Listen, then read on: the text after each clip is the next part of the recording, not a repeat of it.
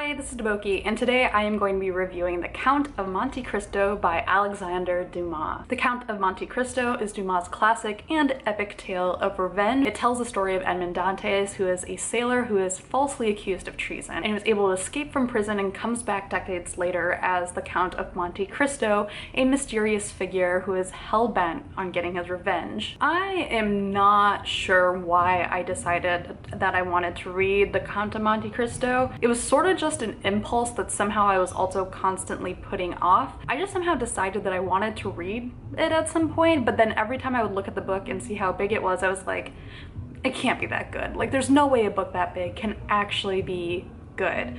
But there are so many people who love this book and they love it a lot. And I think being on BookTube has gotten me to try and like challenge some of my irrational and baseless assumptions about books. So I decided to finally give The Count of Monte Cristo a chance. And I am so glad that I did, because this book is so damn readable. I know it's huge, I know it looks overwhelming and overbearing, and like I said, I have this bias against huge books and classics where I was just like, this book is gonna be so boring. Like, there's just no way that every page of this book could be worth reading. But what works so well is that each chapter of this book is so episodic. You can really feel kind of the serialized origins of this book because each chapter feels kind of contained, like it's its own clear little story, but they all connect to each other very well, and you're just hooked and you want to read the next chapter, like you're waiting to hear what's next. Each of those chapters has a clear beginning, middle, and end, so they each feel like, you know, they have this arc, like a good episode of television. So even though a ton happens in a book of this size, because each chapter feels like its own, you know, TV episode or comic book issue, it's really easy to start and stop. It's really easy to read a chapter, put it down, and then come back to it later, which really helps reduce how overwhelming it seems. It also makes this book a really good book to read for commutes. I would read this when I was on a 20-minute commute and it was great. I would read it when I had longer commutes and it was also great, because I think what works really well for a commuter book is just to have something, like I said, that you can easily put down and easily pick back up again. There are a few moments towards the middle where it starts to drag a bit, but because that middle part is probably like what, like maybe like 500, 600 pages in, like, I don't know, I just kind of had faith that it would pick up again because I had read like 300 or 400 pages of really good story before, so it's like, it'll come back. There's also a really interesting shift in this book. In the beginning, you basically know what Edmond knows. Like, you actually know more than he knows because you see everything that's happening. So you really sort of feel, I think, kind of like a kinship with Edmond, or you feel like you're sort of on par with him. Whereas when the book shifts to Edmond now becoming the Count, you are now completely in the dark. You don't know what the Count knows, you don't know what he's planning, you don't know if everything that's happening is a part of his plan, you don't know if he's aware of all of the connections that are between these other characters.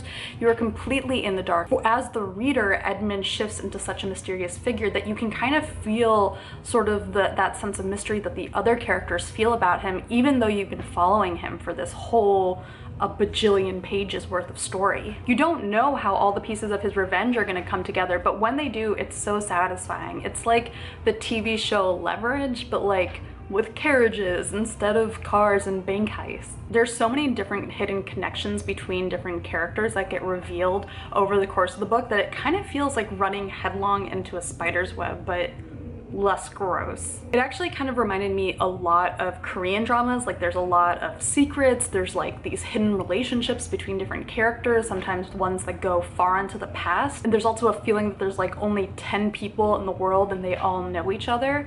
And another aspect that reminded me a lot of Korean dramas is that there's sort of this generational sense of corruption. Like, there's this parent generation that has done some corrupt act, and now the younger generation is bearing out the consequences or taking some form of revenge for it. And that was something I really enjoyed. I love Korean dramas, so I think like if you like shows like Healer or City Hunter, like this book will be super up your alley. It's probably, I'm guessing, the inspiration point for a lot of writers of revenge shows in general. The second half of the book also brings in some amazing side characters. The second half of this book has some amazing side characters. One of my favorites is Eugenie, who just like, she does not give a shit. Her parents are trying to marry her off and she's just like, fuck men, I'd rather be an artist. So I loved her story, and I would really love a version of this book that's just her telling the story of the Count of Monte Cristo from her perspective, because I feel like it would be amazing. The only thing that I wasn't into is that the ending felt a little bit rushed and half-hearted.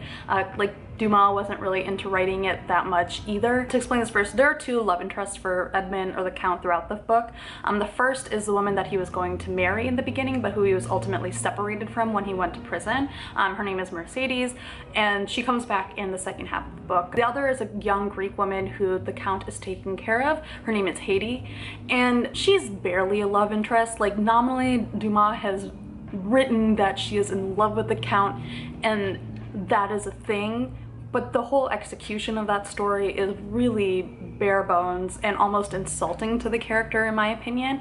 And it's especially egregious because the Count and Mercedes, they have these amazing, heartbreaking interactions in the second half of the book that makes it clear that Dumas it's not just that like he doesn't know how to write female characters. I mean, he's written this amazing Mercedes, he's written this amazing Eugenie, but then somehow Haiti kind of has, like, she has these amazing moments, but then this one aspect of her story just really brings her down as a character. Usually an ending like that can ruin a book for me, but I think this is a moment where the book's size kind of works in its favor, because like out of like 1,000+ pages, the only pages I didn't like were towards the very end. So somehow that ending didn't really weigh as much on me because I had read so many amazing pages before that. So overall, I would recommend this book if you're looking for something with a lot of intrigue. If you're someone like me who has this weird, irrational, dumb kind of bias against classics, this is a good one to start with because, yeah, like I said, I think it's just super readable. Two more notes. The first, the translation that I ended up reading was the Robin Buss translation, which was published by Penguin Classics.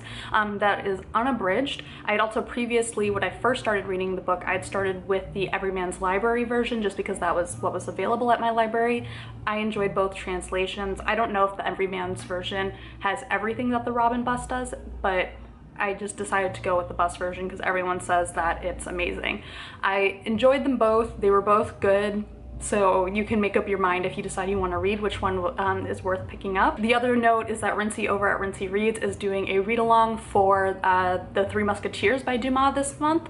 So that's probably worth checking out. I would have done it if I hadn't read The Count of Monte Cristo, but I thought it would be potentially unhealthy to read 2 Dumas books in one summer. I thought I might get a little bit burnt out.